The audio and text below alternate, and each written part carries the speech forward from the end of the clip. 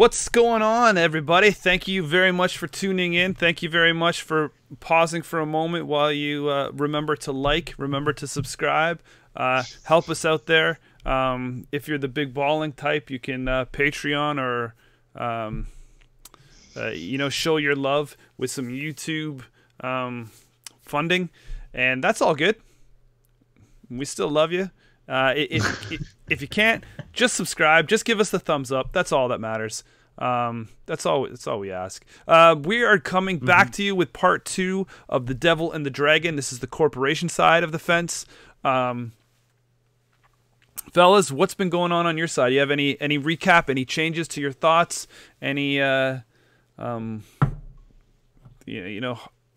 spoilers that you want to throw out there? Whoa. Just to, kill anyone who joined early. You know that scene when Aquaman shows up, that's a real plot twist. Where is Aquaman these days?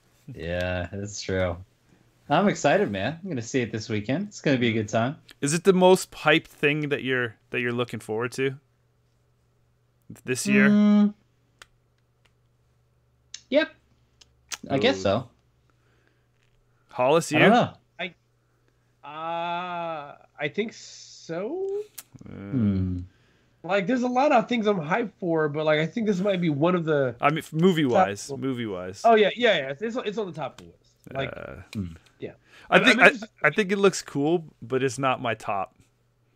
My top movie just got its full trailer. Oh no, it's not the Venom movie, is it? Yeah. Oh, no. I want you to know that does look bad. It looks bad. Yeah, but you know what though is that for me, I've been a Venom fanboy for a very, very, very, very, very, very long time. Like, nice. If you guys ever seen my BGG avatar, it's the Eddie Brock morphing into Venom. You know, like I've got Venom like all over the place. He's my boy, and I'm hyped for it because I do like Tom Hardy as well. So he's a good actor. He is getting around in all the supervillain roles. 2 of the best, right? Bane and Venom. Like, that's right. The guy can retire after that, and he's had a stellar career. That's right. There you go. Do you want to talk about anything else tonight, or? I think since last time we had a cast, Fantasy Flight put out the little news there that the most wanted list is not going to be having any changes in the near future, which was a nice thing to hear, that they're, communicating this sort of thing. Exactly. And definitely gives us the all clear leading up to regionals to start, deck teching away without fear of a list change. So very, very, very well communicated. And it's so weird. Something as simple as, I don't have it in front of me. What was it, like 1 or 2 sentence, like little tweet, little announcement, and it meant the world of difference. So hats off tonight to Fantasy Flight OP. Literally, no hat. For you guys for actually just communicating it so early, so people can get some prep in and not wait till the last minute. So should be some good tournaments. Should be some good decks that are being looked at and teched out right now, since you do have the time, and we're in that twilight zone space between tournaments where it's the still and quiet of the night. Yes. So shall we dive?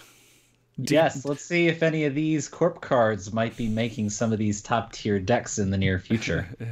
That'll be the question. Or if they're just fun, cool cards. Yeah, that's cool. That's good too. Ain't nothing wrong with that. Ain't nothing wrong with that. All right, let's get into it, shall we? All right, so card number 1 here on the corp side, we have got Malia, however you want. I like Malia. Yeah. Z0L0K4. and it is a HB asset Biroid, 1 res, 3 trash, a single influence. And it says, when you res this card, choose an installed non-virtual resource. The text box of that resource is blank. And it's Black Diamond. Whoa. So as you might expect for a kind of unprecedented effect like this, the FAQ listing is extensive. But I'll just hammer home the key point with this if it wasn't totally clear. If the runner goes and trashes this card, the effect is no longer in play, so they get the resource ability text box back. Instantaneously? Yeah, it's gone. The effect is gone. It's no longer blank. But the possibilities here are pretty wide. And it could definitely mess with a lot of runner plans. So I'm really curious to see how this one ends up being used. Are there particular cards you guys immediately think of that are going to be like key targets for including this? I mean, the best one could be the most niche because it's it has the restrictions against it, is Film Critic. But that's going to be such like a hard time to actually have this on the board when you're ready to like set something up and not pop it too early, so they go and trash this off to provide the disruption. You're going to have like any kind of economy card that's that they're banking on, that they kind of set up or invest heavily in, liberated accounts. You want to pay that money up front, and then if you can freeze that, then that's something that's cool. But my take on this is that I love this card in concept, but I just don't know if it's going to be viable to kind of pull off. I like that it's 1 influence. I'm always, me, an influence kind of checking out guy. The numbers make sense for how tricky it could be. Like 1 to res. I think what this is doing, because I don't know. I mean, Alec, when you guys talk about it and stuff like that, I don't know if this is something that you kind of want to invest in and ice up, or if you want to try and just sneak this out to create windows. But for me, I just think that what you're going to do is create a speed bump in timing for the runner and drain them 3 credits as they get this off the board. I just don't see it being too key right now. And to answer the chat, I am not crushed about the Leafs. I'm a Nashville Predators fan. Hey. Got there.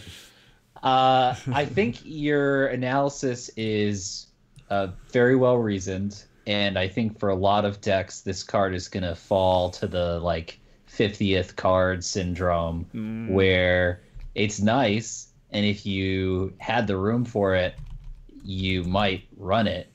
But it's tough in a lot of decks.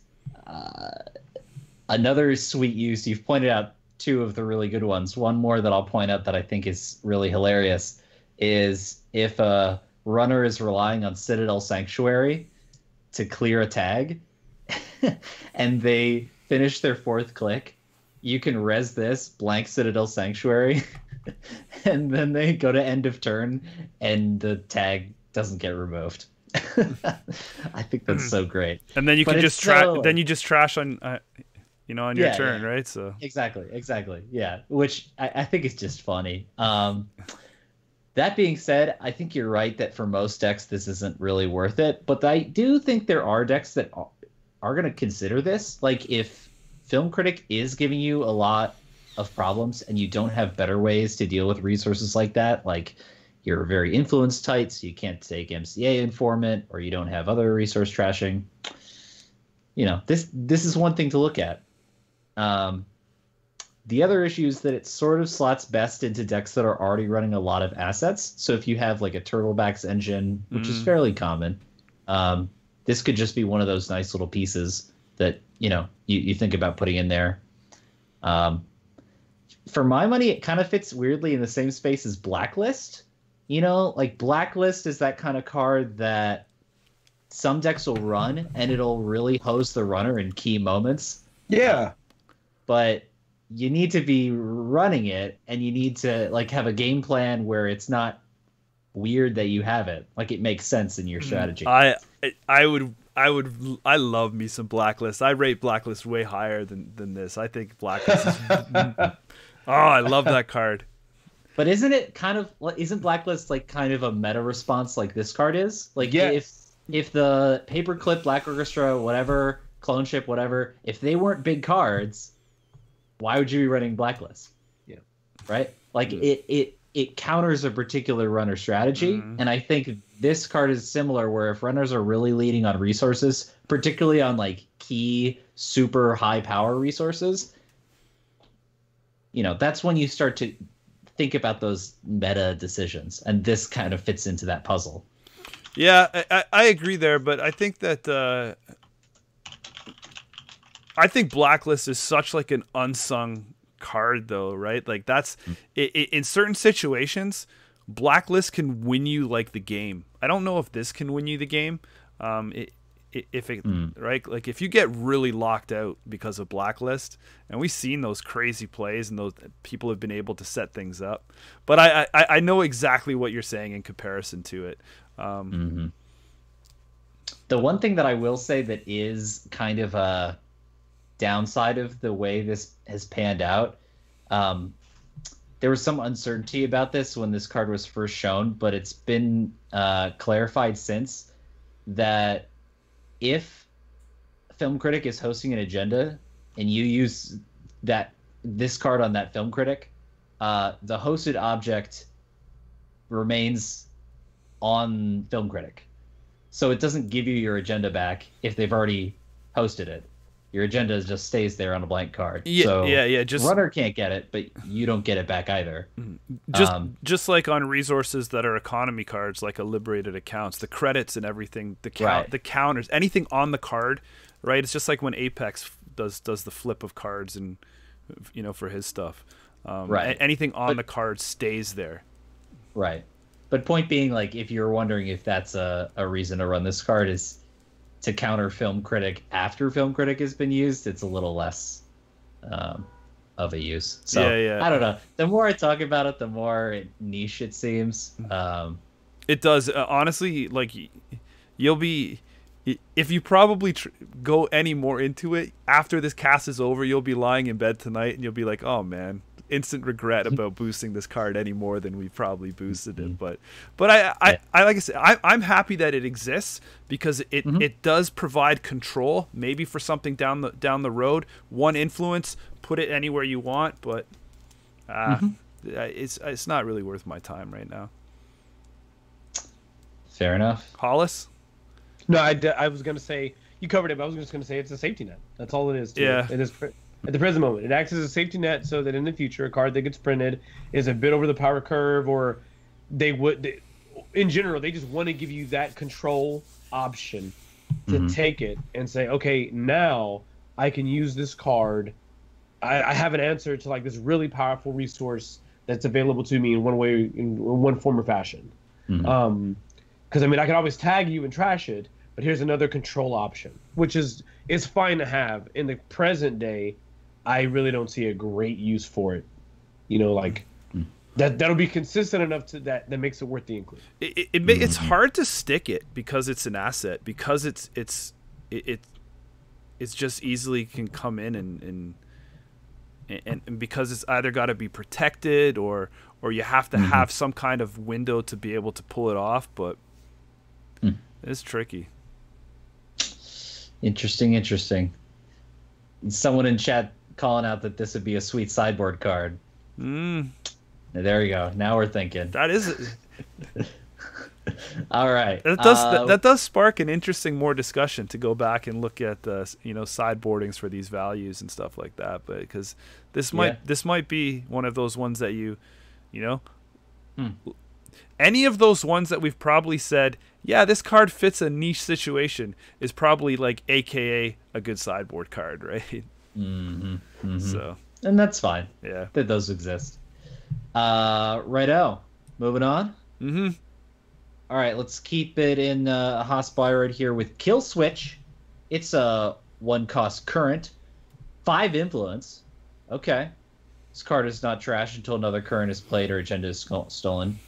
Whenever an agenda is accessed or scored, trace 3.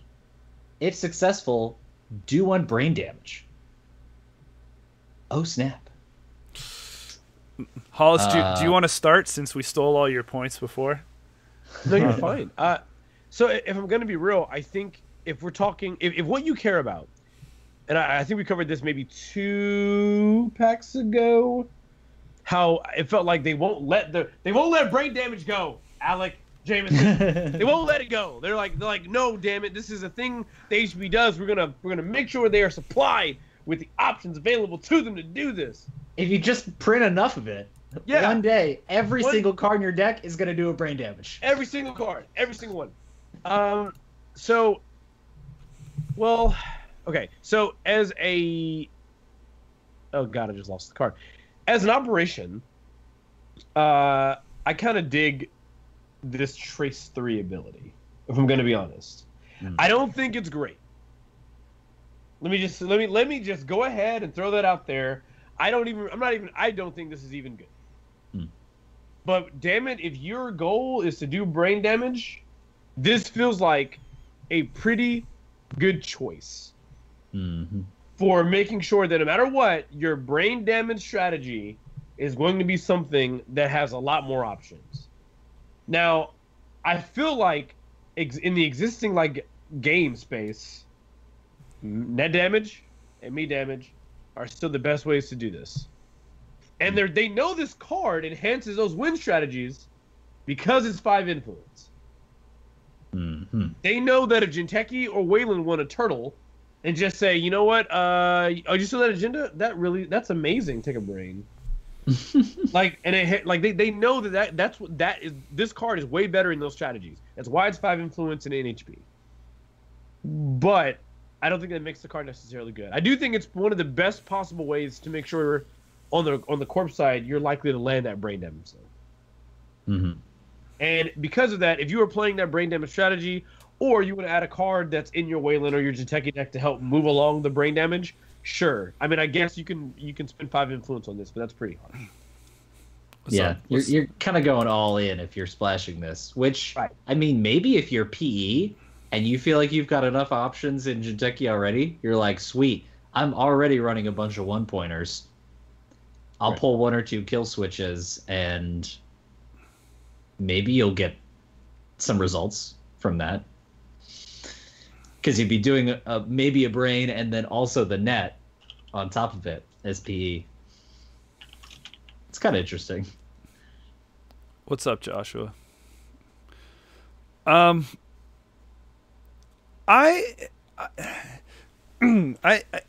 kind of looking at this card and really the triggers or the conditions of this card contradict each other to me. You look at if you're looking at this card from a power perspective based off the influence, you're like, wow, this card is a 5 influence card. It must be really awesome. But in talking with the design team previous, it was supposed to be the higher cost currents. The higher cost a current is, the more powerful it was supposed to be. Because you were supposed to pay. It was supposed to pay high to get that ability for a short time, and then it was supposed to be moved off the board. So with this being a cost of 1 is really like the influence and the cost is contradicting. I mean, obviously then you have to look and say, I guess they're only doing it to keep brain damage contained inside HB. But from that perspective, if you're building some kind of brain damage or weeding somebody down, I like defective brain chips better. Well, in the words of that one famous GIF meme, why can't we have both? I think this all fits in the same deck, like Hollis is saying. Like, if you're running defective brain chips, if you've got your black level clearances, if you're, I don't know. Like, defective brain chips is the other current, right? So. Oh, am I thinking of something else? What am I thinking of? You're thinking of the what's the agenda? The agenda is this 3-for-1 where it's like lowers your hand size right. one. Yeah. Yeah. The defective brain chips is the first time a runner takes a brain damage. Each turn, he or she takes one additional one. So that's why I feel like you don't even have to do the trace. So if you're trying to do brain damage builds, then that's kind of a better option. I will say though, I think this kind of fits in a puzzle that we've touched on a couple times this cycle, which is this notion of money matters, and that the difference between your credits and the runner's credits really matter. And like we said with other cards, like was it Forced Encryption or Forced Connection, the opportunity to run a trace on the runner, even if it doesn't land, if it's a scary enough trace, can set you up for future kill situations. Like, if you're already lowering their hand size and threatening damage through brain damage, the opportunity for punitive and urban renewal and other, splashy kill effects, I think is greater. You get off a couple of these traces, and they're going to be that much more vulnerable to hard-hitting news, to Brian, to economic warfare, all these effects that are just, chipping away at the runner's economy. And for one credit, that's actually kind of nice to just sit there and be scary.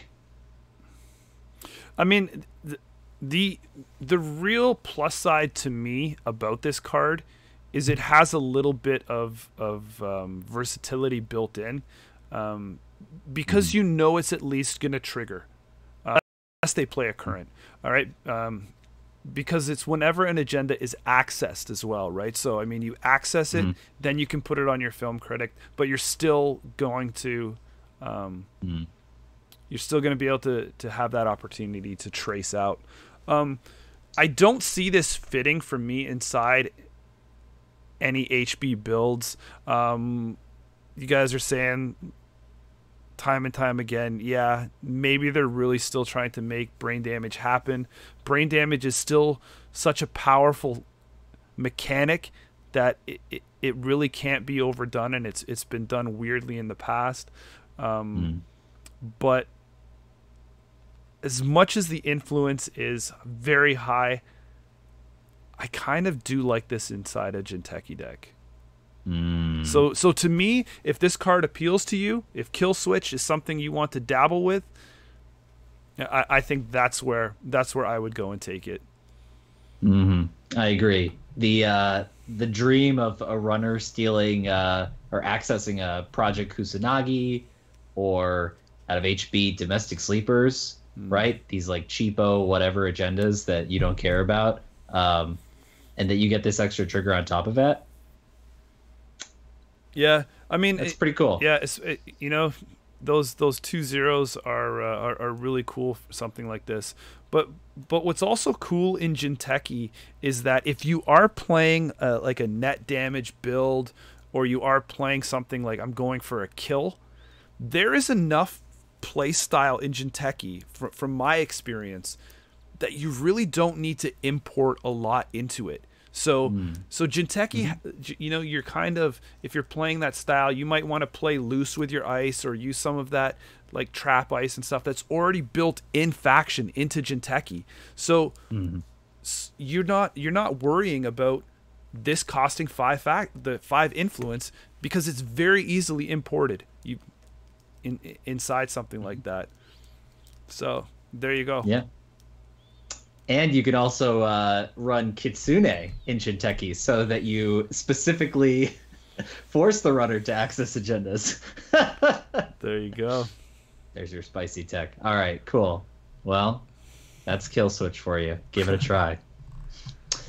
Or don't. Or don't. All right, moving on. We got one more brain damagey tech for you. Man, there's so much. It's gotta be leave good. it alone. It's gotta be good. All right, it's Tempest. It's a 0 res, 0 trash, 3 influence, upgrade, ambush. But if it's accessed from R&D, the runner must reveal it. When the runner accesses Tempest, trace 3, back at you again. If successful, the runner must lose, click, or suffer 1 brain damage. Ignore this ability if the runner accesses Tempest from archives. So, if the runner has only 1 click or no clicks, they cannot choose the first option, which means they must choose the brain damage option. So that's kind of nice. It's a nice little threat. Sure. I mean, all right. I mean, but are we getting there? Hollis, is the picture getting clear enough? Like, there's so many of these now. Is it worth it? That's the sound. That's the sound of me not being confident. Like, that's actually what a horrible sound I've ever made. No, man. Like, I feel like what I dislike about this is I feel like if you want the brain damage, you're just gonna take the card that gives you the brain damage, right? Am I crazy, Jameson? What do you think, Jameson? What do I think? I think that the saving grace of this card is that it is an upgrade. Ooh, good point. That is nice. But to me, and for all you programmers out there or flowchart aficionados, when there's like when you're going down something and it's like if this condition, and then at the end you're like, now I can do it because you had like 5 ways to get out of it, right? Like just like first when you're reading through it, so in no particular order. So yes, it does have a trace ability, right? If successful, the runner must lose 2 clicks or suffer 1 brain damage. So there's the or in there, right? And then, ignore if it fires from archives, right? So you got like 3 little hoops that you have to kind of jump through to fire this off. And I just don't think it's worth it, even outside right now, for the 3 influence that it's going to cost you for a maybe. Yeah. And that's coming from somebody that, like, trust me, man, I really, really, really, really, really, really want a brain damage deck. I do. And I'm not just throwing this one off, and I'm happy to see that they're still trying to work inside the balance scope here, but that's just too many conditions for what it is. But like I said, hey, it's an upgrade. And I will say the other thing that's kind of nice about this is if you're running a deck that cares about either outcome, for example, a Seder Laboratories deck, right? That you get that trigger of the runner losing clicks that enables your ID. That's kind of nice.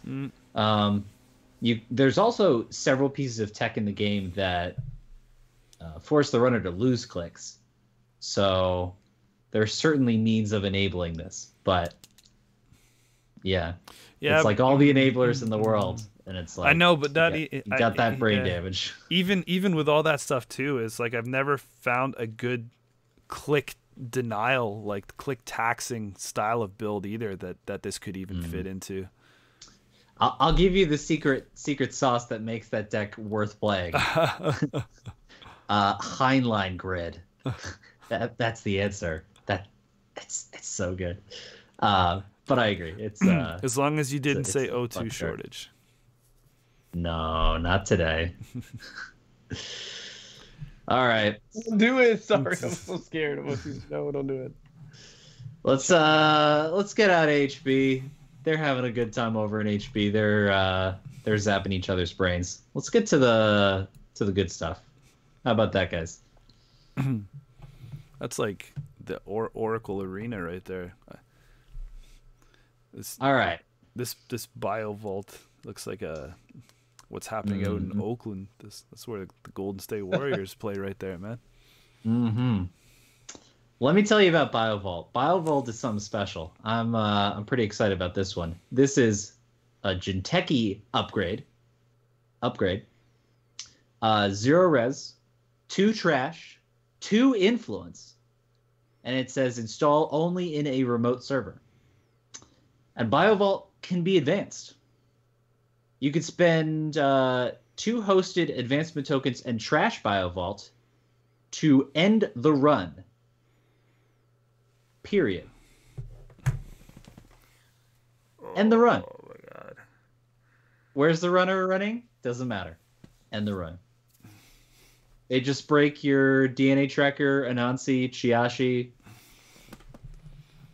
fight baddie, end the run. Yeah. I mean, so we've come full swing, right? We went from Caprice, which people were like, I really don't like this level of RNG. It's really not it's not great game design. Yes, we can use information to discern what they could possibly bid, but it's not concrete. It's still somewhat of a guess if they have ample amounts of credits. So I really think that the overall design of Caprice is one that is a gem from the old school Netrunner that really needs to go the way of the dodo. Let me explain in simpler terms. No, I'm kidding. But that's what was being said right at the time about Caprice. Well, now they've simplified this and they just said, look, it's been a turn. If you have your remote server, if you go install advance and your opponent has to immediately make a decision. They have to go, is that an agenda down there? Or is that like a biodome or BioVault? I hope it's an agenda, not a BioVault. And it's basically the same threat. In fact, it's worse. Like if they install advance and you don't run this and get rid of it immediately or what have you, because I mean you have to trash it to use it. That means that the next turn, if you decide you're going to install advance events, well, it just got harder. This plan just got a lot harder, and I don't think.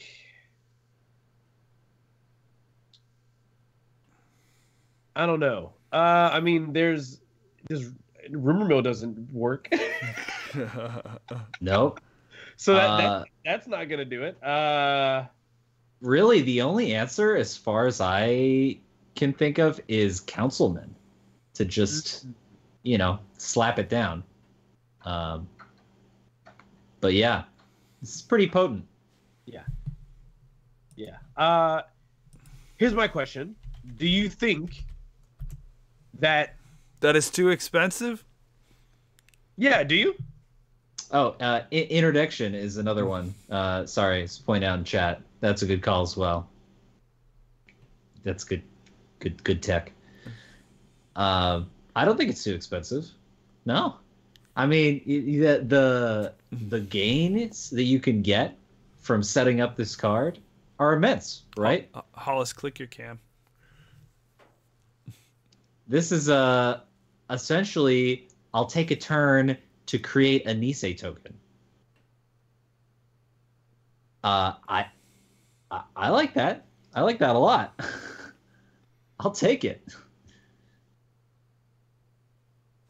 I enjoy what this is going to do for you. I think it's really got some legs to stand on and do it. I do kind of wish it wasn't 2 advancement tokens. And I don't know, it's just because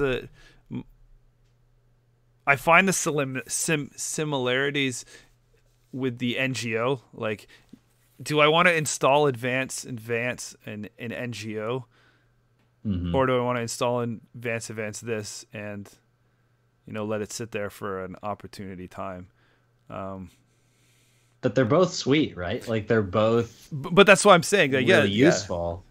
And if you've already triggered one NGO front that game, that's playing into the mental space that the runner has to go into of like, do I commit all my resources to taking care of this NGO front that's sitting there, or now is it a bio vault that I have to deal with? It just compounds the complexity of those choices. Mm-hmm. Like I like where the space is going, where we're having more things that are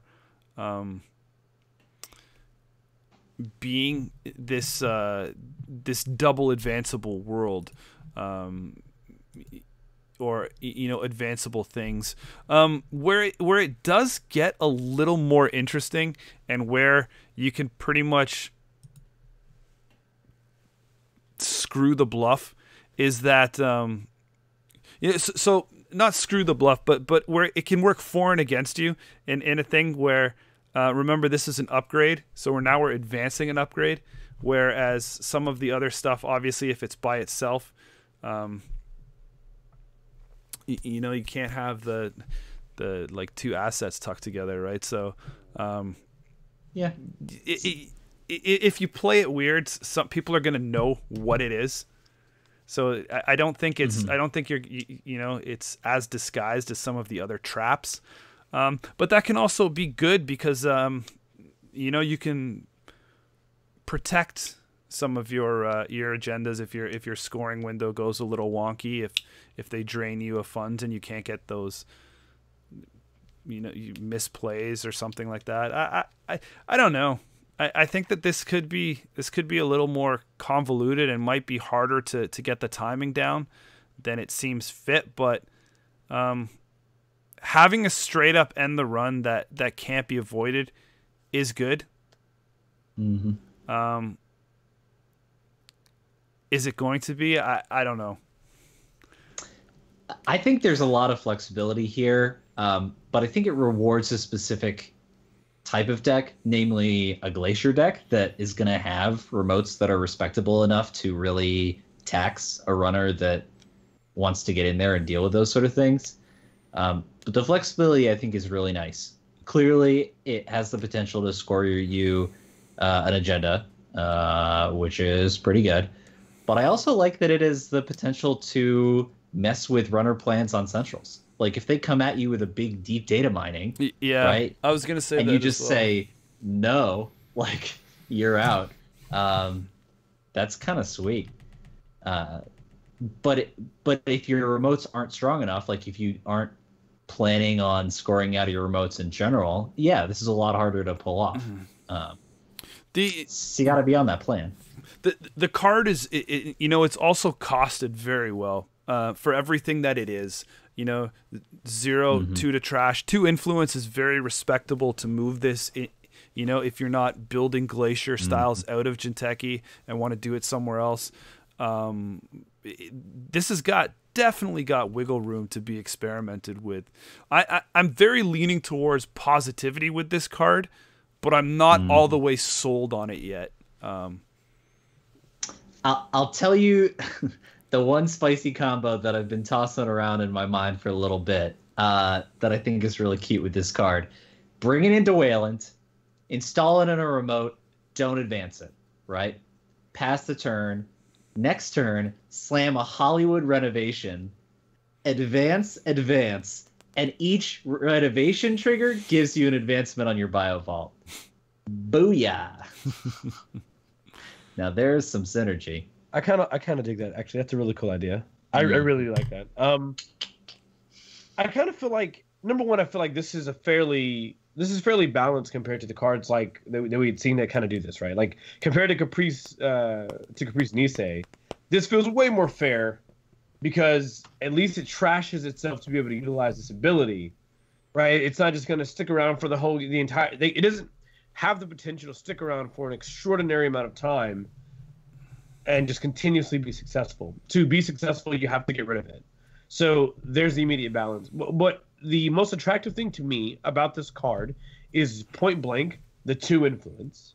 Mm-hmm. So while it's free in Jinteki, it's fairly low influence to be splashed into other corporations. So that means that MB and HB Wayland, they all get the option to take this card and fit it into an archetype that works for them.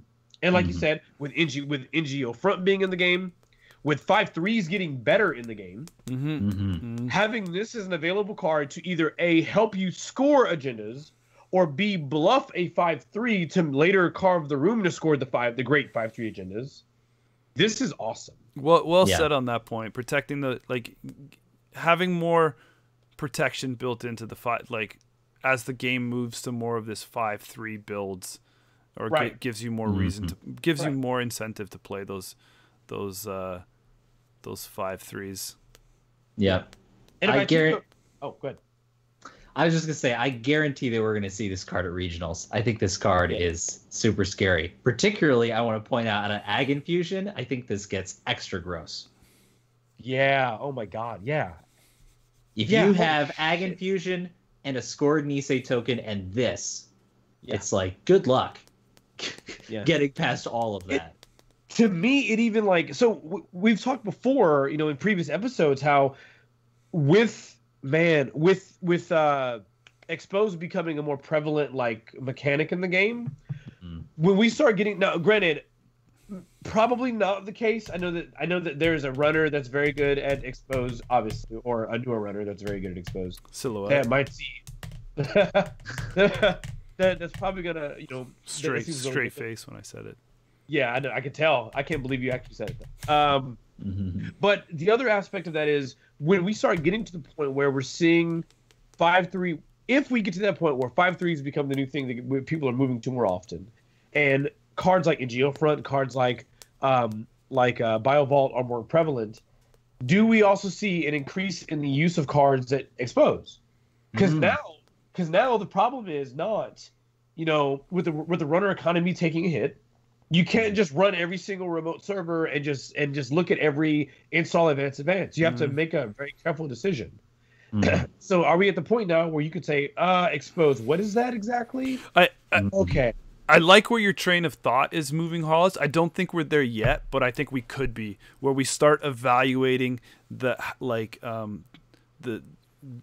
where we put a price on the cost of a run in general, like using an actual, run to just as a check, so to speak, or a roll of the dice, a gamble. Like, what is it worth to you to go through all that stuff, spending a click plus whatever else you need to get you there. So I think we're moving in that direction. I don't think we're there yet, but that's exciting times once we're there. I totally agree. I think this is an incredible drive-by target. If you drive by one of these, so sweet. So good. Advanceable upgrade. I can get behind that design. Yeah. Cool. Well, good. I like it. Run it. Or try it out. See what you think. What's next? Let's hit it up with our last Jinteki card. It's Sadaka. It's a trap ice. Uh-oh. You know how we feel about trap ice. It's 2 res, 3 strength, and 2 influence. Okay. 2 subs. First sub, look at the top 3 cards of R&D and either arrange them in any order or shuffle R&D. You may draw 1 card. Okay? Then you may trash 1 card in HQ. If you do, trash 1 resource. Man, resource is getting shit on this pack, huh? Whoa! And then you gotta trash Sadaka. Well, it's all looking pretty mediocre and unexciting until you get to that last line, the second to last phrase. Oh, I was gonna say the last line. What, like it trash itself? No. The last little, being able to targeted trash a resource. Whew. That's pretty spicy. And maybe there's some decks who would want that. I don't know. So we talked earlier about what's it worth to blank a film critic, but now you're getting this option in Jinteki of like, hey, now you can straight up trash that film critic.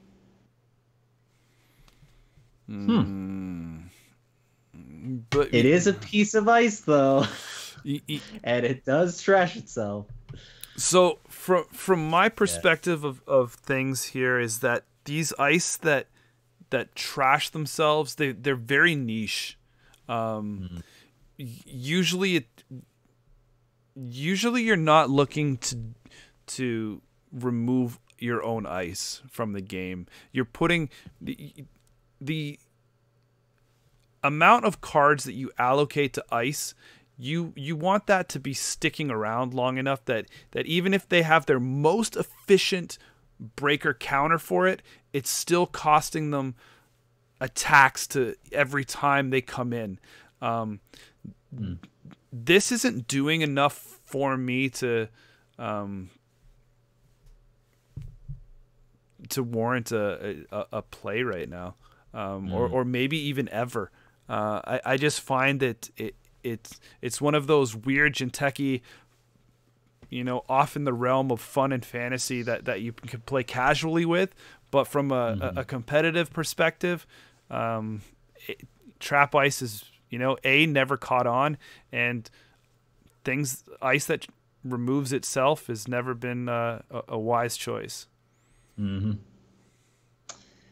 Yeah, it's a shame. I think that this is 2 to res, and does a kind of a card quality cycling thing on HQ, because I think it's gonna look pretty unfavorable compared to something like Miraju.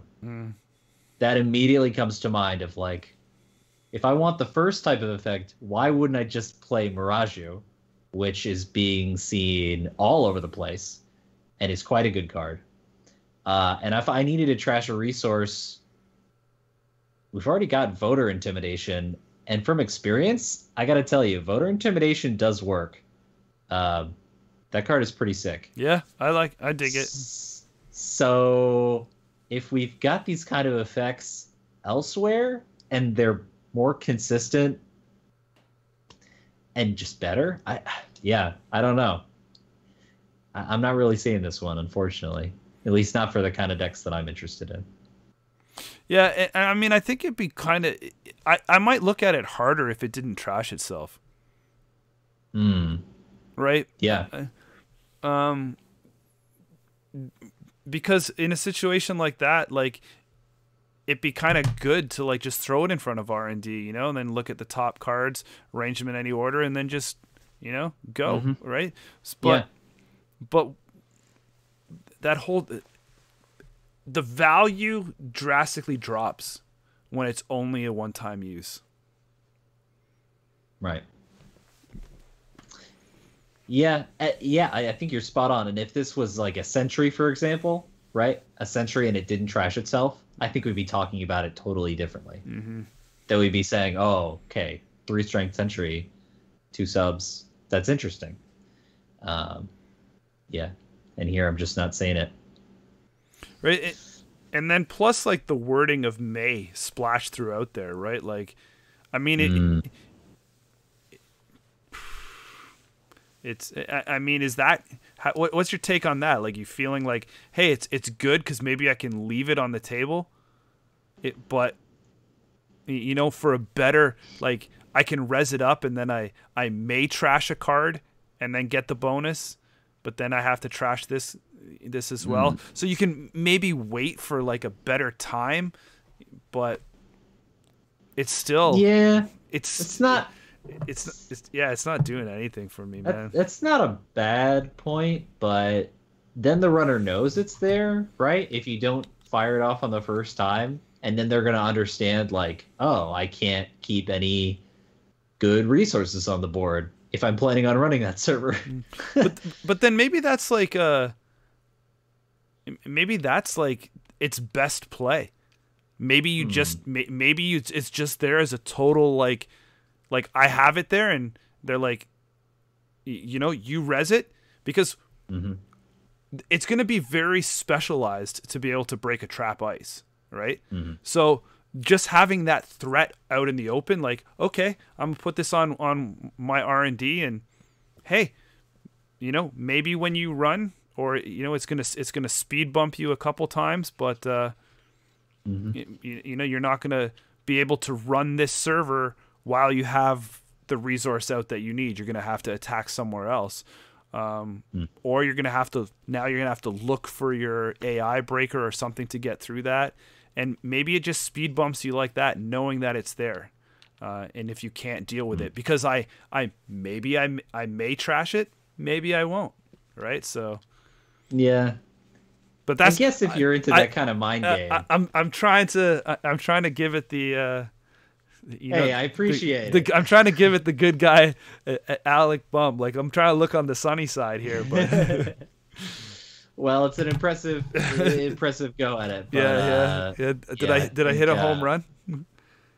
It's a home run in my book, but I still don't think we're going to see this card. So no, I tried really hard to think of other creative. Like, I sat in silence here listening, being like, okay, maybe, and I was like, no, I just can't ever imagine I would slot this in. It's cool that it's trapped, but I think that also that's part of the reason why it's hindered, right? And I think if it didn't trash itself and it was just like a regular piece of ice. Yeah, probably still not really playable, but I mean, at least splashable or a consideration depending on how the meta is going. I don't know, just not very good. Oh, no. Well then, Hollis, if this was one influence, are you splashing it somewhere else? If it was as trapped, yeah. The only change is we lower the influence. Still probably no. Still probably. What if it's neutral? With no influence? Yeah. Sure. Then it's just like another safety net ice, right? Yeah. Like at neutral, this is just another safety net. The same way how we look at the last HB card. Oh god, I'm forgetting names already. The same way we looked at Malia Zoloka. Or Malia Zoloka, where we say, oh, if in the event your focus is having pieces that you have available on your board that trash resources that are neutral, this is a volatile one, and it's a trap that everyone gets access to. Because you lose the money to res the card, then you lose a card in your hand to use that ability, and then the card trashes itself, which is a pretty intense cost. For me, you'd have to kind of lower it to a 0 cost for me to look at playing this card. Jeez. Yeah. So there you go. Not the most impressive, but yep. That's how it is. On we go to maybe a little bit more of an impressive piece of ice. Oh yeah.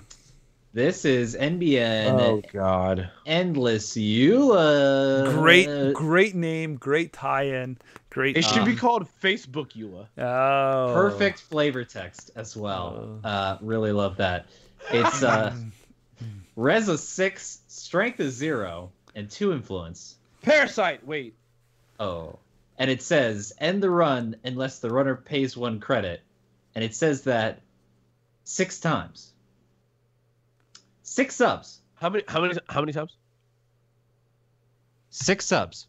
$1 per sub. $1 per sub. So even on the one hand, for the res cost too. So you're going even. So on the one hand, you don't need a breaker, but on the other hand, you're paying 6 credits. That's a lot.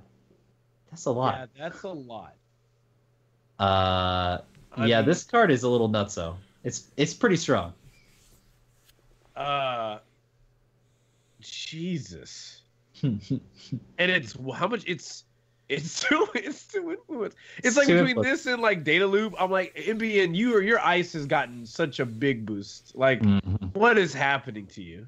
Your ice is so good. Yeah. Wow. Yeah. It's just super strong. I think that in NBN decks, or even decks outside of NBN, that can pay 6 to res this pretty consistently and are also looking for that credit advantage, particularly in a hard-hitting news or other type of situation, this is gonna do work. This is gonna show up, and it is gonna do some freaking work. Unless they're running a Sherman, break this for 2. The perfect counter. But otherwise, yeah, man, it's beefy. I honestly think this is really good. You're looking at 2 less from a cost perspective of against Toll Booth. You're looking at no on encounter abilities. So I mean, maybe it's better than Toll Booth. For those people that play those tricky cards that get around those encounter. But the value that you're getting here is just really good. MBN has come out of nowhere, out of left field with the endless amount of good barriers that they have produced. This game started, for those people that don't know, where NBN was not a barrier. Like, Wayland is supposed to have the good barriers. To me, you could paint this green, and I would almost be like, yeah, this is everything that Wayland would normally do. This is what isn't this what IRS wanted to do, but didn't? Yeah. It wanted to just cost you endless amounts of money, like throwback, to the days of cards that didn't work back then. Right, but this is to me this is a very, very strong barrier, and it got dipped in the wrong color. But and people are going to take advantage of it and just rock the hell out of it. 2 influence is very spicy, and I mean, who cares about the 0 strength there? Yeah, you just have to respect this card, and you gotta, if you run into it, decide whether that run is really worth it. And that is a lot of pressure on the runner to make good decisions. So yeah, I think we're going to see this in a lot of places. And it's awesome that they can do things like this now. You know what I mean? Like, and it's honestly, it's really quite crazy, because Wraparound was even moved to Revised Core. So you started the game, like, people don't even know the struggles NBN had with barriers back in the day. They're starting with Wraparound in the core. They're adding this card couple packs later, and with the absence of Parasite, it's just phenomenal. Okay, actually, yeah. I'll just say that it's great. It's not phenomenal, but it's good. Yeah. Well, I mean, like, this is one of the best things about the current meta and how the rotation has changed, and the new Core 2, has changed things. I mean, this card goes from unplayable to awesome because Parasite does not exist. They when they were talking about design space, right? This is an example of a unique place they can kind of go, where you have this expensive to res ice, but the ice doesn't really do damage to you, and the subs are basically pay as efficiently as you can as a 1-for-1, with the exception of like Sherman and Morningstar and stuff like that, right? Like, it's just pay 1-for-1 for every super team on this piece of ice, whereas before that was not something that was possible. So this is really cool. It means that they were able to find a way that within NBN, because we've seen NBN have this ability before, right? In the run, let's run pays 1. It's like, it's a pop-up window ability. So, this is a giant pop-up window. This is what happens when you get 6 pop-up windows at once. When you get 6 pop-up windows at once, this is what they all merge together in one giant endless EULA. And then Zuckerberg forces you to sign and give away all your private information. That's basically what this card is. So I don't know, like, I really do. I really like this, and at 2 influence, or 2, right? This, I can see this getting splashed all over the place. If you want an expensive taxing barrier, Why not? And Why not? and for those old school followers of things that I have said in the past and preached the good word, all of us that are still running Morningstar, don't worry. Hey, there you go. I was going to do a shout out to a card that I think deals with this well, and Joshua actually called it out as well in chat, is Prey. Splash your praise, because for 0 cost plus the 6 to get past, Prey deals with this pretty nicely. But anyway. Nice. Other than that, yeah, this is a hard no on a lot of servers, and it's going to do work. Yeah. I like Cool. to mention. I like to bring back up the card BioVault. So you have to go through this twice. No. Just to remind you that you have to do this 2 times. Just want to, in case people forgot. Okay. It's the worst. All right. Let's talk about another NBN piece of ice. It's What's the? I love the voice. making some noise about. I'm looking for what is it? It's the Sandman. No, you could just sub boost it, right? You could have just Oh, there you go. Yeah, you sub boost. put the end run on. Put the end run on at the end, right? So Yeah. you don't need that biodome action. Just sub boost, man. Sub boost. Sorry, All right, where are we here? We have the sand. We're looking at Sand. Okay. Let's look at Sand. Let's chat about Sandman, because I think interesting. So it's a code gate. It's 5 res. Scott, you crack me up. It's 3 strength and 3 influence. It's got 2 subs, and each of those subs says add an installed runner card to the grip. Whew. The sub is no joke. No. But you know it is a joke. The res cost? The res cost and the 3 strength. Oh my god. Yeah. I'm not feeling this one. I'm on board with you. To get those things to fire, that's a dream. But the res cost and the strength are a nightmare. Discard, pass. I got nothing else. If you remember, I'll bring up our review of, oh gosh, was it Night Dancer? If you remember our conversation about Night Dancer, which you've probably forgotten already. Hold me closer, Night Dancer.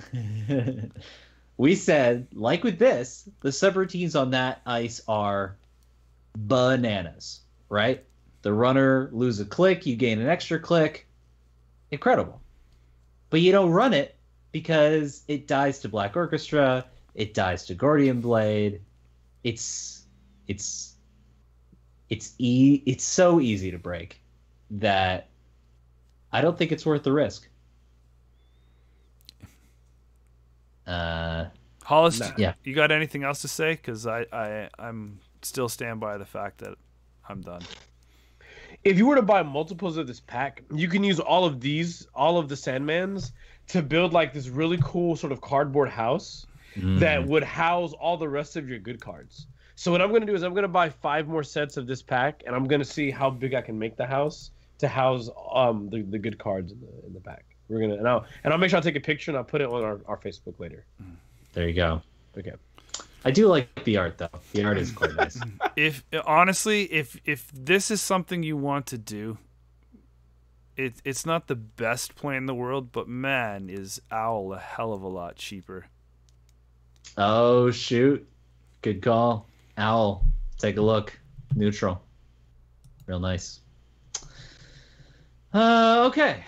Let's round out NBN here with I think a pretty interesting card. This is Amani Sanai. It's a unique asset character. Res 2, Trash 4, Influence 4. Okay. And it says, whenever an agenda is scored or stolen, you may trace X. If successful, add an installed runner card to the grip.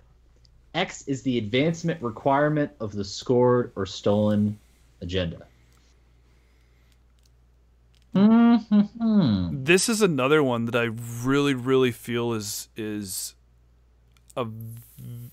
I think this is a very powerful card, but fitting it into a deck, I think, is going to be tricky. For similar reasons to our HBS set there. It's like, how do you defend it? Where do you put it? When do you res it? Yeah, all of those questions need to kind of be answered through some heavy investment in testing this one out. But so my initial reaction and thoughts on the card is I'll give it a thumbs up. But I just don't know where you're gonna find room for this. I mean, four influence is pretty hefty to pull something so niche right now out of faction. 2 to res for a powerful effect, and 4 trash is decent stats there, but for the reasons that you said, setting it up like this is an asset. Maybe if this was an upgrade, it might be broken, but it would at least slot instantly in my decks. But being an asset, I find it to be a lot more of a tougher choice and a tougher decision. Yeah, I agree with you for the most part. I think the one deck that this actually could see pretty reasonable play in from the get-go is Controlling the Message. Because Controlling the Message is already sometimes, most of the time probably, on the plan of, I'm just going to start putting out stuff in remotes, and you either come and check it, or I do something nasty. And they're on that team sponsorship, they're on that AR enhanced security agenda, right?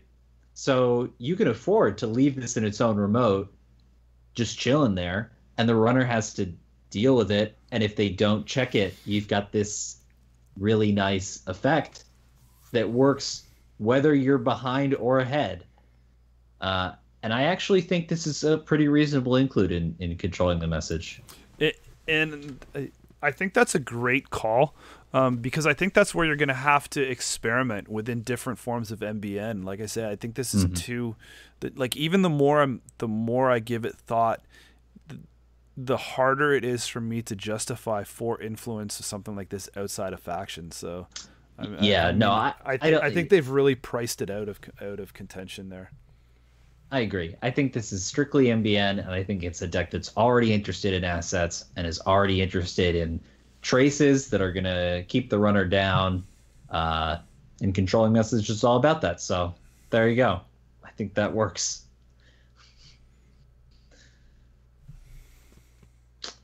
I don't have any additional comments. I know that sounds really lame, but I actually don't. Not on this one. I have no additional comments. Hey, that helps move it along. Alrighty. Well, there you go. That's our NBN cards there. Coming up next, we've got Wayland's stuff. There's the Identity here, SSO Industries. We are going to save that for a separate episode. Stay tuned when we dive a bit more into this particular ID. Let's get into a new agenda. I'm always excited when we get Wayland agendas, because usually they're at least interesting. Sometimes they're good, but they're usually interesting. This one is pretty sweet. It's City Works Project. It's a 3-point, 5 advancement, public agenda. Okay. Which means you install it face up. Reasonable. And it says, when the runner accesses City Works Project while it is installed, do 2 meat damage and 1 additional meat damage for each advancement token on it. Woo! Woo! Yo, wait, what? Whoa, wait. So this is Obokata. This has Obokata-like abilities. It's Obokata, but you can't say no. Because with Obokata, you could say, I'm good, no net damage, please. And with this one, you touch it, and you explode. Oh, wow. Man. Mm-hmm. Hey, remember when Waylon needed better... Yeah, I mean, like, you're not wrong. This is pretty sweet for Waylon players where meat damage matters. And there are certainly a lot of Waylon decks for which I think this card is going to be really appealing. See, this is the kind of stuff that like makes my stomach hurt. Because now when I see stuff like this, I'm seeing like the combos, right? I'm seeing the bio vaults, making you go through the data loop again. Oh, and so now I'm like, wait, what? Like, yeah, this person had bio vault, and I got to go through data loop. I'm gonna lose cards, and then I got to go through it again, so I'm gonna lose more cards. And when I touch this card, I will lose more cards. And all of a sudden, I've said card 45 times in 2 minutes, and I just don't even know what I don't have anymore. I don't even know what's real. What's real? I don't know. Wow. I'm gonna let you guys go in. Go in, please. Please. I think this is sweet. I think it's tasty. It definitely feels the identity, which we'll get to when we talk about that in our ID episode. But I think it's a pretty real threat. And if you're a deck that can slam and jam this, you put the runner in an awkward spot. Now, I will say, I think this agenda, it feels like it's part of that suite that we've been seeing this cycle, right? With Bacterial Programming, Kawa Project, was that NBM one? Whatever the NBM one was. And the issue, I think, is that it only works when it's installed. And that, to me, feels like the biggest downside, is that you really have to be the one to slam and jam it, and otherwise it's a blank 3-point agenda, and it's a tougher sell. What's going on? Props for saying the phrase "slam and jam it." I love it. Yes. There you go. Yeah, that's slam and jam it. That's what you do in Wayland. That's how you win games. You just gotta go. Just jam. Good luck. Hope you make it. We'll see. Yeah, sure. From a design perspective, I really like this this card. It was a cool addition to the public style of agenda suites there. It ties in the meat damage style very well. It has some big synergy with the ID in this pack. I don't know if that ID is good enough, like with this card and the rest of the stuff, to be something flushed out with only this pack being released. More to add to that later on. This could be one of the lower ranked defensive IDs because of it has to follow that public style. From a fun perspective, I love the card. From a competitive perspective, I really, really, really think that Film Critic is going to be everywhere. That's the card that you're picking to put in your deck. Because if you're not, you're really handcuffing yourself, because in tournaments, there's going to be people that, even if these builds don't flush out in every faction now has defensive cards that somebody can try, or somebody thinks they're going to, be the dark horse, come from behind with, and Film Critic is just going to answer so many questions, or it's going to be the answer to all of this stuff. So I think we're starting to, as more and more defensive agendas come out, they're all kind of bringing the value of them down a little bit, like crabs in the bucket. Put one crab in the bucket, that crab's getting out. But you put 4 or 5 crabs in there, and they're all going to pull one down just before it leaves, man. Wow. It's a great analogy. So So Yeah. as much as I really, really respect and I love the card, I'm really split 50-50 on it between like the competitive world and the fun side of it. Yeah. But I don't know. I mean I'm not the guy that looks at a blank piece of paper and comes up with these cards. I don't know how else you would build something like that, this style, into a Wayland card, a defensive ability. Obviously, you want it to do meat damage, without being so overpowered. Yeah. Right, and you just don't want to straight up do a cut and paste of Obokata. You know, so, right. So yeah, you know, it's got to have that. Like, it's got to have the advancements. It's got to have the meat damage. Wayland already has the public stuff. Like, maybe it could have been a little cooler if you didn't have to install it face up. But then you're going to lose the synergy with some of the other stuff, because then it would have been really more defensive. Mm-hmm. Yeah, it's in a weird place. I agree, and only time will tell to see if people start picking this up and, you know, using it in those more specific strategies. So, yeah, I agree. I like it, but I'm not sure if I'm gonna try it out anytime soon. But I'd like to see people give it a go. It'd be interesting. I still really dig this agenda. I just, I think it's really cool. I just really wish when you guys started comparing the, you know, what it's actually doing compared to the other defensive agendas in the game. When I look at like Degree Mill, Obokata, even SSL endorsement, right? You start to see where all of those have, you start to see all of those kind of have the when it's scored or stolen. So I don't know what flavor it would have been done in, but it would be nice to see a win, scored, or stolen ability on it, and then have this additional damage effect somehow tied to it. For being, you know, advanced and things like that. Right. Yeah. Yeah. Well, there you go. That's the City Works project. Good point from Scott in chat to just a dedication ceremony on here, and then it becomes a little more built in. Yeah, then it becomes okay, that's neat. So dedicated all day. So actually, if you were to do that, so how does that work? If you were to say install that, advance it once, and then pay 1 credit, put 3 advancement tokens on it, that would give it 4 advancements. So they would take 6 meat. Yeah. And that's pretty impressive.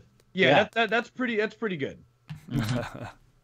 I love the data loop call too. That's a great one, Hollis. I think that's really funny. It's gross, right? Isn't that gross? It's so gross. Ugh. Yeah, for sure. Rock on. Alrighty. Let's move into my most anticipated, most excited. Oh my god, this card. If we may, this is a unique code gate Ice Wayland. It's Odudua. We'll get there. It's 7 res, it's 5 strength, and it's 5 influence. Okay. Let's get into it. When the runner encounters this piece of ice, place 1 advancement token on it. You may then place X advancement tokens on another piece of ice, where X is the number of advancement tokens on this card. And then, just for fun, it's got 2 and the run subroutines on it. Just for fun. There is a style of ice in the game of Netrunner you may have heard of, a suite, if you will. What is colloquially referred to as God Ice, right? It's unique, it's potent. Not all of them are great, but a lot of them are very good. And I gotta say, guys, I'm super stoked about this one. I mean, this is a get wrecked kind of, you res this on a server, and the runner really has to start questioning how much they want to get in that server. Because unless they have specific counter cards to this, of which there are some. Yeah, which everyone who's still like me, running the hunting grounds. Right. Oh yeah. You know, we got to hunting grounds, fem, whatever. But if you don't have those specifics, right, this becomes really scary. You place one advancement, then you place two, then you're putting out three, and all of a sudden your Mausoleuses are charged up, your Hordems are charged up, your Colossi are charged up, you're scoring Trick of Light off of this. You're mass commercializing. Like, this is what Wayland wants to be doing, and I've been doing out of Wayland for the last several months. And now there's a piece of ice that does all the work for me? Get out of here. Like, come on. That's so good. So, I'm all about it. Thumbs up. I really dig that it's a code gate. Yeah. I mean, they've been giving us more code gates, in Wayland, but I just like that they're going the extra mile now to say, hey, remember when Wayland never had anything like this, except it was like Lycan. Oh, Lycan. Damn. That's good. But now, you know, they're changing up, and actually, yeah, now it's, you know, we've got even more code gates available, and I like that this is a beefy one that helps, like you said, Al, like it helps you res or give it. In some cases, it lets some ice res for cheaper, but in other cases, it lets ice gain additional benefits for having advancements, and I think that is awesome. I really like knowing that in the same way how I sort of applaud FFG for giving HB additional resources for the brain damage concepts.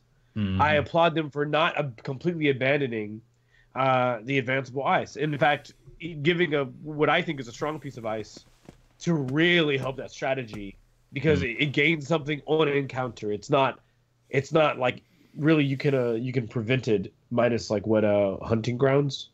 Right. Sure. Which if you're using hunting grounds on that, I mean, well, you got probably better targets. Probably, but who knows? I don't know. Depends on the deck. So I'm gonna be the little black rain cloud in your Winnie the Pooh adventure. It's not an adventure. I've run this card. I know it's good. I'm split, man. I'm split, and because so from the positive side, like Hall has stated. You know, we'll just touch on it briefly. I like that it's a beefy code gate. 2 end the runs, 5 strength. I'm good. You know, it's in faction. I like the ability of playing with the advancement tokens and stuff like that. That's cool. Nobody else is going to really do that. Back in the day, if you ever were doing some kind of advanceable stuff, you'd throw like a firewall or an ice wall into something, and you just had that. You just kind of use that as your like, I'm gonna out advance a parasite or get in some kind of standoff to keep value there. So 5 influence, that's nothing to worry about. It's not going anywhere anyway. But I look at a couple of the stuff that's going on with the cost. I'm like 7's a beefy hit in Wayland because all their stuff is also costing really heavy. But the other stuff, the main thing that I'm worried about is it being unique. Because I get into this whole thought process of this seems like I can't just straight advance this. Well, you can use effects that place advanced tokens on cards. But that's not. I'm talking about like I can't just use a click to place an advancement. Sure, but you're potentially and oftentimes running stuff like dedication ceremony. Maybe you're all in on the shipment from Kaguya. Right, but that's still like builder. Yeah, I mean there are ways of getting more tokens on this. The ID, right? New IDs, placing tokens on stuff. But it's like in my thought process. I mean, you can name cards to the cows come home, but you still can't straight advance this. I will. And I think that creates a tempo hit where this card has to build up. And for that process to happen, you want to see it early. But because it's unique, I get into this whole back and forth thing about how many I have to include now, and the other ones become dead draws. Right? You want to put 3 copies in your deck because you want to be able to see it early, but essentially I can only use one of them. And is having those 2 other dead cards in there worth the space of it? So that's where I struggle back and forth in my thought process here. I'm not knocking the value of the card, but it's why I'm so torn on the overall value of it. Well, while I will admit that your points about the uniqueness and how many copies you run are valid, I'll push back a little on the value proposition.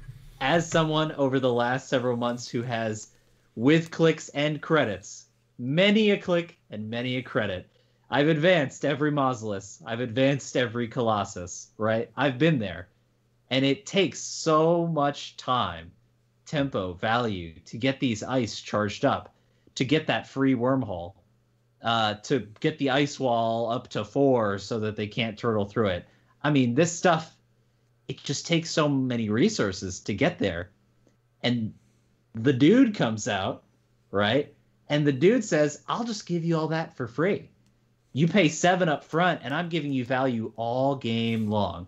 Granted, you have to find it, and granted, it's for only one server. I'll give you that. But if you're a reasonably, strategic court player, you look across the table. If it's green, you put on R&D. If it's blue, you put it on HQ. And if it's orange, you roll the dice. Like, you pick a server. Like, you know what I mean? Like, you put it on the server you think they're going to run the most. And now they have to respect it. Because if they let this keep going off, it is going to get out of hand. A Wayland deck with charged up ice on all servers is, in a lot of cases, game-ending. And that's the promise of this card. And because of that, I think it's worth the risk of having 1 or 2 dead draws, because all your other ice is now sick. Or has the potential to become sick. I think this is going to increase in value from my books if SSO gets flushed out more. And when that happens, then this card becomes more of a look. Right now, for me, it's like I said, it's too much back and forth. So I think it plays very, very well with what SSO is going to be doing, and I'd like to see it be something, but I'm gonna take your word on the rest of the other stuff. Fair enough. It might give form, it might not. I can even see using Trick of Light to move counters over to this. You're like, I want some more counters on this thing. There it is. Anyway, all right. Well, for the true Wayland believers out there, you run the dude and you let me know how that's going. The dude. All right. Shall we round this thing out? Well, we're rounding it up for sure, because this card, this is the card of the pack that is just absolutely banana bonkers. So here we are, banana bonkers. It's neutral. It's Rashida Jaheim, unique asset character, 0 res, 0 influence, and 1 to trash. It says when your turn begins, you may trash Rashida Jaheim to gain 3 credits and draw 3 cards. I think this card is going to be absolutely everywhere. I think it's already everywhere. Well, so yes. So yes, I think you're right. Yeah, this is a heck of a lot of value. And it's really hard for the runner to deal with, because you just put it down on a remote and you wait, and if they don't check it, the burst of value here I think is pretty phenomenal. So yeah. Damn good card. Number 1, Rashida Jaheim. I have no idea what your job even is. It looks like you are either in the military or possibly a mercenary. You're obviously with a group of people who are very capable of taking care of themselves. Mm-hmm. And your flavor text says that she gets the job done and then some.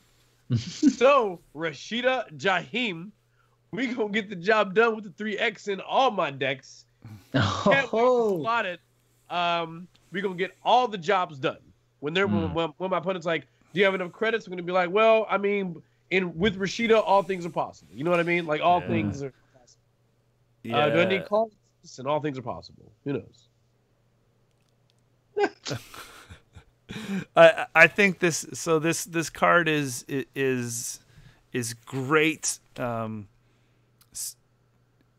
Great tempo for a corporation.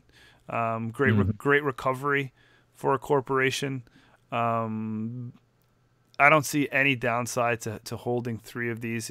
Well, okay, so the slightest downside I see to this card is controlling the agenda draw. I think that if you're drawing, you're essentially drawing 4 cards with her, and that could put you in an unfavorable situation. I am thankfully that this card is not in the world of Jackson Howard, because it would just be honestly like super ridiculous, and you would have people pulling their hair out because of the overpoweredness there. So I mean, it does have a little bit of a gamble to play this card, and I think people will be looking at those different shuffle effects that we're seeing. We'll just call them, we'll group them all together and just call them the Jackson Howard replacements. But it's not. I mean, it's not unpopular to draw like 1 or 2 cards, but when you're getting that boom of 4, it could be a little dangerous at certain points of the time. So, wouldn't it be crazy though?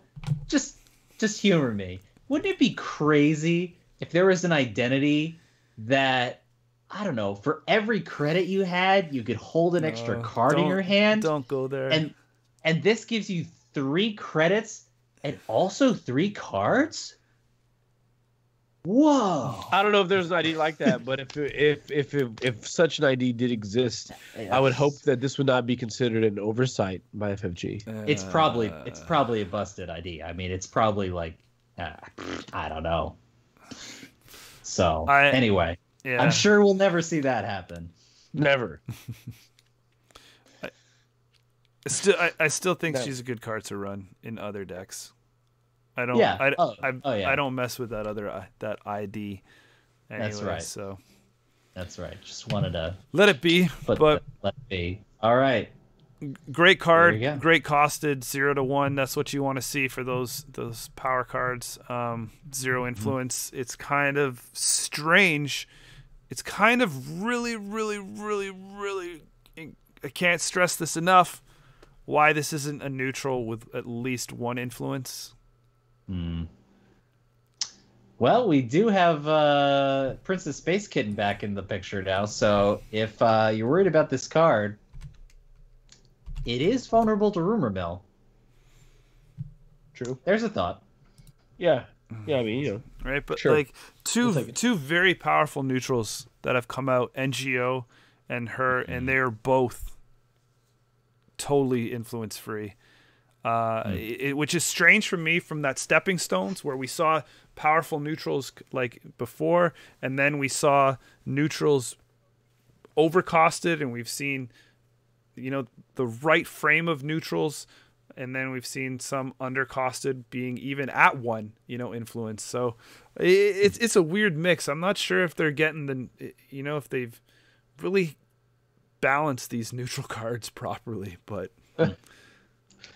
well, we'll have to take a look at decks around regionals time and see, just how many of these they're running for. That ID.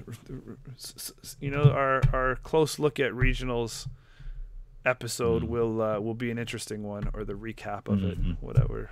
Yep. However it falls.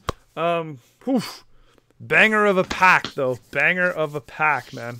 Yeah, this one is pretty powerful. Yeah, this is a lot of interesting stuff. You do not want to be sleeping on this pack. You probably want to scoop it. This card alone is the reason to get it. But for me, card of the pack right here. Nice. Good stuff. Any other thoughts on that corpse suite as a whole? I think I like that we continuously see this like addition of the breaking of like certain like barriers as far as like what do I want to call it, like stereotypes associated with the factions, right? We continue to see them improve 5/3s. We continue to see them giving and filling slots where previously certain corps lacked. Like for example, NBN got another pretty darn good piece of ice. Wayland's got a brand new code gate, which enhances an additional strategy that I think really needed more development. So I like that they're going that extra mile now and saying, hey, here's some ice that we feel is comfortable within that faction to do things that haven't been done before, that previously that faction lacked entirely. I like it. Yeah, you know what? I will say from using that as a jumping off point, I like the return to some of the old school mechanics, and even though I don't feel that some of them are being pushed in the right direction, at least we're still seeing HB play in the brain damage world. We're seeing Wayland still working on advanceable ice stuff, and on top of that, we're seeing the push to try and get people away and start using different agenda suites with these 5/3s, right? So those core ideas from old school Netrunner, still strong to this day. If you made it this far, you probably got to like and subscribe. Thank you very much. From me to you, we guys will catch you next week. Closing thoughts, Alec? We've seen some really interesting cards so far this cycle. I'm really excited to talk about some of the ideas that we've briefly touched on that we're going to go back, take a look at, see how they fit into the overall structure of the game. I'm just getting really amped for regionals, man.